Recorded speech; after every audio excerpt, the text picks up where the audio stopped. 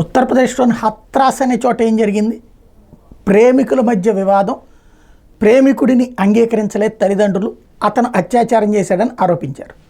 దాని మీదన దేశవ్యాప్తంగా ఐఎన్డిఏ భాగస్వామ్య పక్షాలని పరిగెత్తుకెళ్ళి అమ్మాయి మీదన అత్యాచారం అన్నటువంటి అంశాన్ని తెర మీదకి తీసుకొచ్చారు.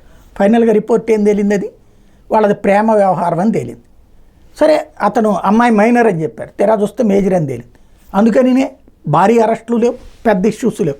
కానీ ప్రపంచం మొత్తం అత్యాచారం అన్నటువంటిది ప్రచారం చేయగలిగారు.